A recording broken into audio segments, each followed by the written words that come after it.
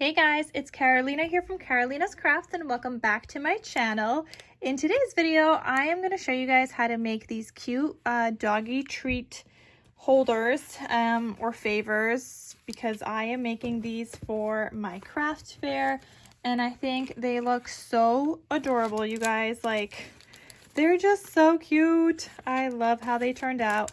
I just did like a bunch of different plaid paper designs and then some solids, and I added that cute little like sticker there, and I just think these turned out so cute. So I'm going to share with you guys how to make these. Now these are going to be for my craft fair. I'm going to be selling these at my craft fair. They each have 6 milk bone doggy treats that you just buy from the store. Target, Walmart, Costco may even have them, Amazon, wherever. And so yeah, buy them wherever. And then that's what I'm doing with those. I just put them in here and did little like doggy stocking stuffers. And yes, my dog does have her own stocking. So for other people that also do, these would make a great stocking stuffer. But I'm going to be selling these at my craft fair. And I don't know what to charge. I'm thinking $3 each or 2 for $5.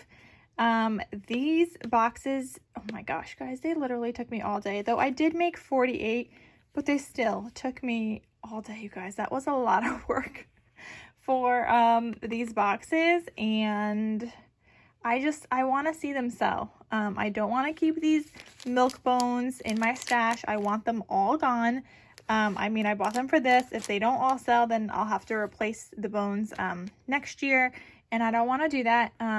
So I want them to sell. So I'm thinking 3 or 2 for $5, but if you guys think that's too much, let me know.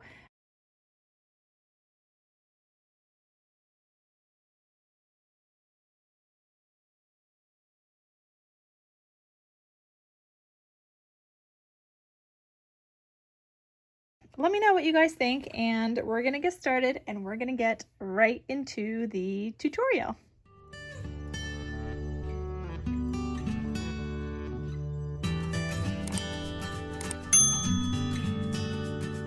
So to get started, you guys are going to need some doggy bones. These are just from, I think I got these either at Target or Amazon.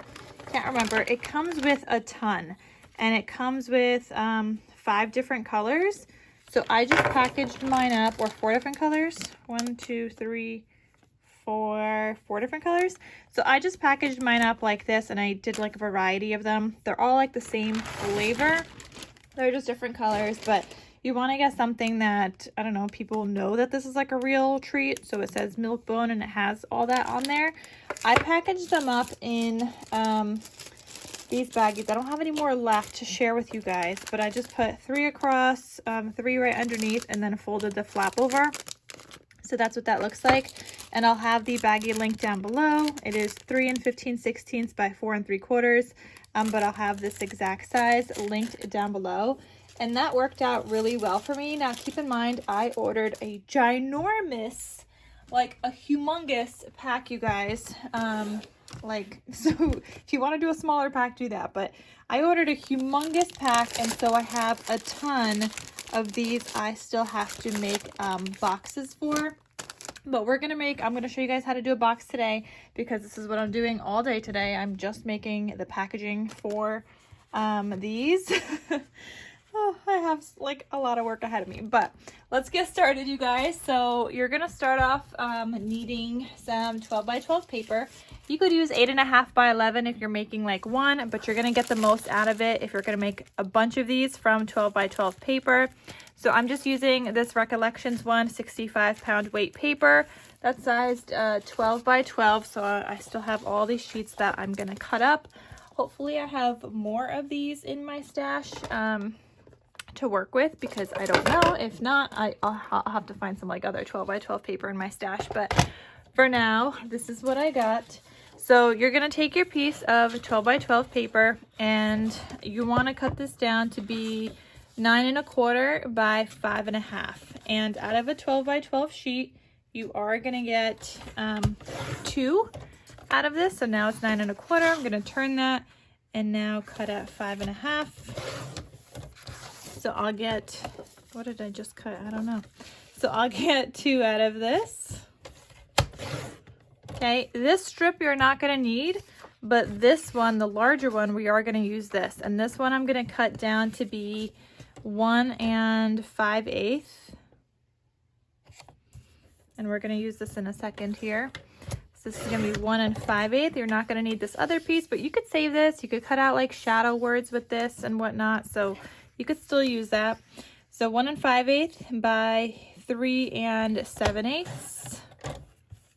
And you could get 3 out of that strip. So you're gonna have like extra of these because we were only able to get 2 out of that 12 by 12 paper for the larger pieces, but then you're gonna get 3 of the smaller pieces. So you're not gonna have to cut them all eventually, depending on how many you are making.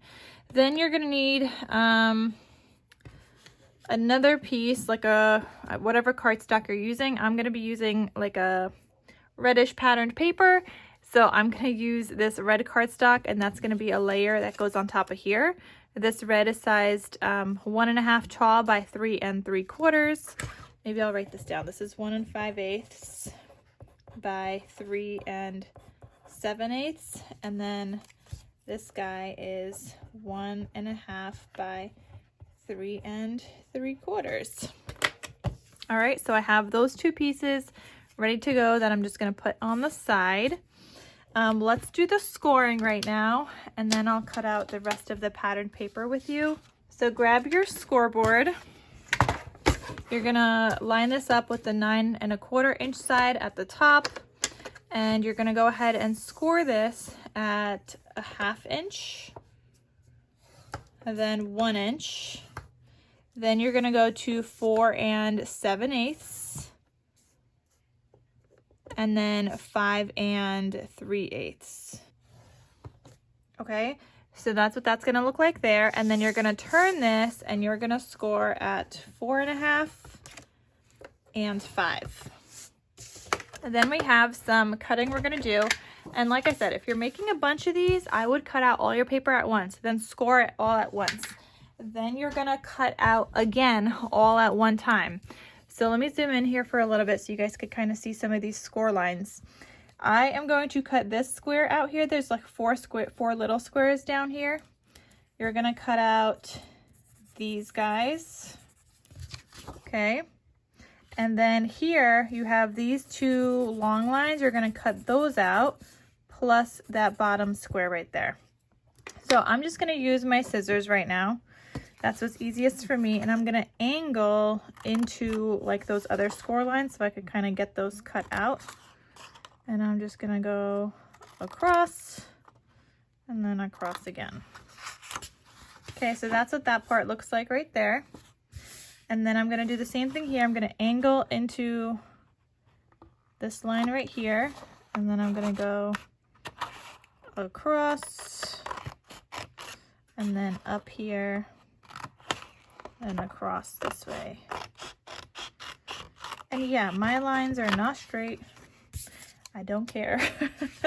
But that's what that's gonna look like. And then these guys, I'm just going to like cut a corner out of that and make sure that is a flap. Same thing with this one. Okay, so you have something that looks like this. So now you're gonna take a ruler, and once you have one of these done, you're gonna use it as a template, you guys. I'm just showing you from scratch, even though I have my template already made. But you're gonna mark from the bottom here at 1 3/4. And then you're gonna take your paper trimmer back, and you wanna cut where you just marked. So my 1 3/4 mark there from the bottom, and you're gonna cut all the way diagonally across. So I'm just gonna line this up in here, and then I'm gonna cut straight across. You could hold on to this guy, this little corner piece as well. That's gonna help you cut some paper. And one more thing you're gonna need to do is, well, obviously you're gonna need to fold everything, but the other thing you're gonna need to do is now cut into this piece. Okay, so this obviously is gonna be like a little box, but I'm gonna mark this here as well where my angle is, because I need to cut the rest out. So I'm gonna cut that here. And I'm not gonna go towards the bottom where the flap is, but I'm gonna cut everything else out before that.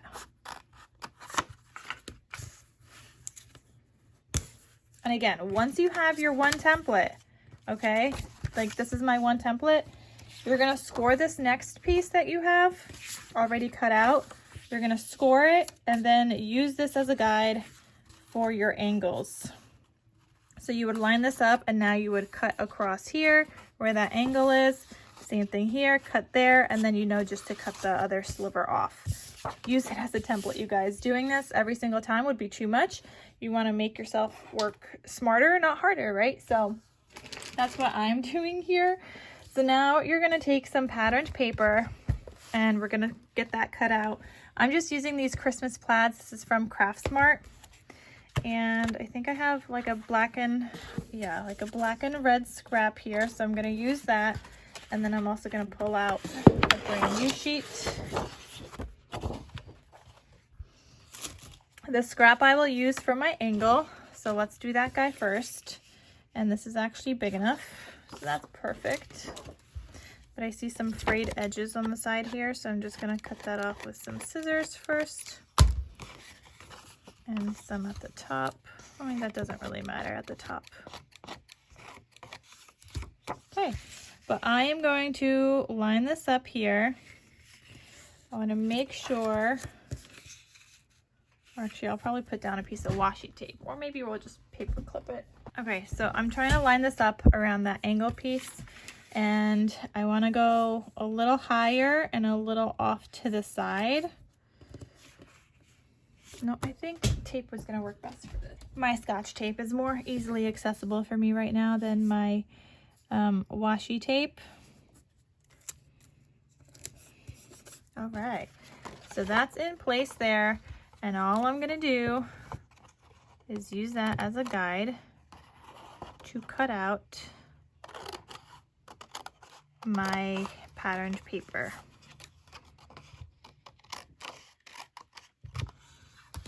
Okay, so I have that done, and like I said, use this piece as your guide for all the other pieces you're gonna need to cut out. So this is the angle right here, and then you could go ahead and glue that down, but like I said, use that as your guide to cut out some more.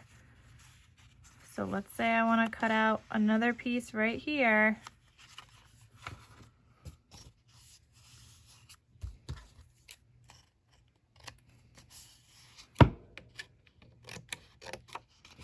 So now I'm going to have two done, or two patterned paper pieces.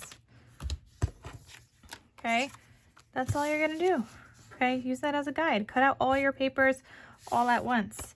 So I'm going to go ahead and glue that down.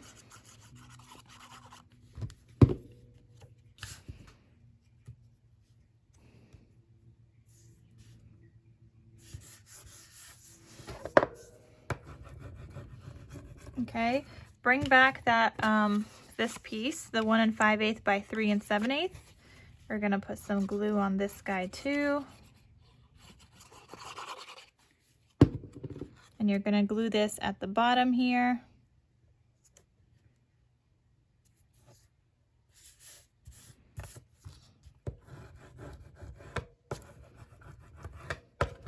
And then I'm gonna take my solid paper that's 1 1/2 by 3 3/4.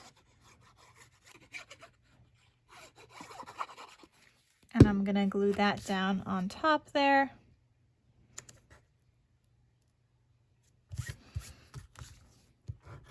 You're also gonna need a back piece. I mean, that's optional. If you're using more heavyweight paper, then you don't really need the back piece. But if you're not, like I'm using 65 pound, then I'm gonna do a back piece layer as well. And you know what? I get to use more paper that way. I mean, this paper pad was $5, $4.97 from Michael's a long time ago. I mean, it is my third one and it's my last one, but still, I do love my plaids, and you know, why not use them? I'm not like the person where I'm like, oh, I need to save it. Like, no, if I want to use it, I'm going to use it. So for the back of this right here, you're gonna need a piece that measures 3 5/8 by 4 3/8. So I'm gonna cut this at 4 3/8.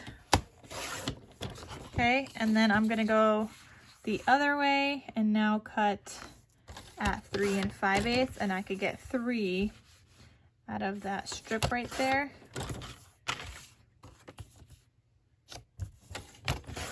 You have this little scrap left over. Okay, so I have 3 of those that I could now make, and I'm gonna go ahead and glue this on the back here.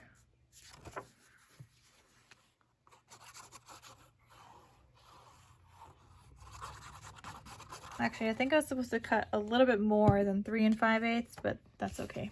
It was supposed to be 3 11/16 actually, but it's fine. No one's really gonna know or care that there's a little bit of extra around there of like the black outline. Then I'm gonna use my like my little handmade logo thing, and I'm gonna glue that down on the back. I want people to know where they can buy more of these when they buy them from my craft fair, like in the future, or their friends know, whoever they gift it to. And then you're gonna start assembling this, but actually before I do that, before I start assembling, I found a sublimation file on Etsy that says Merry Woofmas, and it looks like this. What I did is I converted mine to be stickers instead. And so then I had my silhouette machine and cut them out. Now I'm gonna reach out to the seller of this file. I mean, you can make your own stickers if you like. If you don't know how to do that, I'm gonna reach out to her and I'm gonna see if I can actually sell these as stickers to you guys. So that you guys can just get like the whole sheet of stickers, and then you can make a bunch of these yourself. So I'll reach out to her, but if not, then you're just gonna have to get the Merry Woofmas file that I'll have linked down below as well. So that's just right there. That's what it's gonna look like. So you're gonna keep folding along all of your score lines. And now we're gonna put this box together. All right, so I'm gonna put a little drop of glue right here. And I'm gonna just hold that in place and get that folded.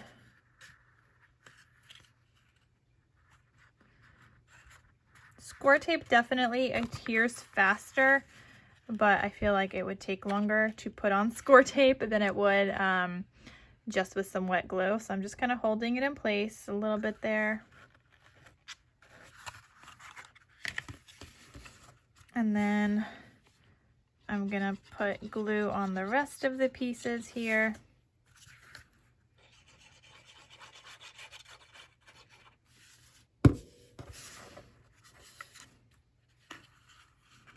And this is just gonna look like this.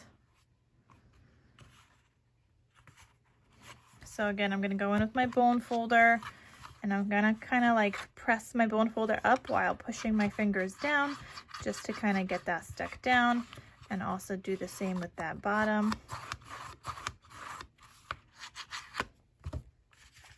And that is what our little like treat holder looks like. And then you're just gonna put in these milk bone treats. And there we go. Now it's ready for my craft fair. They look super duper cute. I did get this idea from somebody that was making them on YouTube, but they did not have a tutorial and they did not remember how they did it because I had asked if they had a tutorial. So I was like, well, I guess I'm just gonna figure this out on my own. So that's what I did, and I think they turned out really, really cute. Like I said, I have a million more I need to make of these. So as I continued on making 48 of these, you guys, I discovered that it actually is easier to use some score tape just on this piece here and then this piece at the bottom here. Like that's all the score tape you need. Everything else I glued, but that does stick a little bit better. So let me show you guys just this one. I'm gonna go ahead and fold along my lines. And then before I fold those two sides, I'm actually using my ATG tape, just a little piece of tape right there.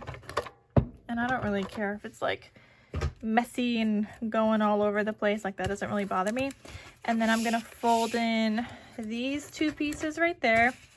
And then this sticks so much better, like 1, 2, 3, rather than waiting for glue to dry.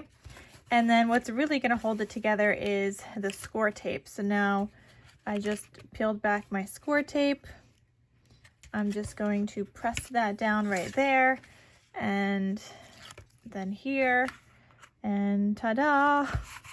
Your whole box is put together and finished, and you didn't have to wait for glue to dry. And then I just go in with my bone folder. I'm having this facing up, the flat side, so that I can kind of get it stuck down. But that's what that looks like, you guys. And I have just finished all 48 of mine. These are the last 6, and I'm just gonna add in all of the doggy treats, and then these are ready to go. And I think these turned out so cute. Now, they did take me like all day to make 48 of them, but hopefully they sell. And if they don't, I guess I could just take out the treats and replace them with fresh ones next year, but hopefully they do sell. Anyway, you guys, so I hope you have enjoyed how to make these super cute boxes for little doggy treats. I'm guessing you could do these with cat treats as well. I don't have cats, and I've never bought cat treats, so I don't know what they look like. I don't know what shape they're in, but these just happen to work with these little bones for doggies. So, I mean, you could put other stuff in here. You could even fit like a candy bar in here. It doesn't have to be just for doggy. Like, this could just be a cute little like holder for anything else. Like I said, a candy bar, maybe a roll of ribbon, maybe a thinner roll of ribbon would fit in there. Maybe some like short pens or something. I don't know. I'm trying to think outside the box here. Like, you could put other stuff in here. It doesn't have to just be for a little doggy treats, you know? But anyway, I think these turned out so cute. I hope you guys give it a try. Let me know in the comment section down below what you would put in these if you didn't do a doggy theme, and also what you would charge for these at a craft fair, because I don't know.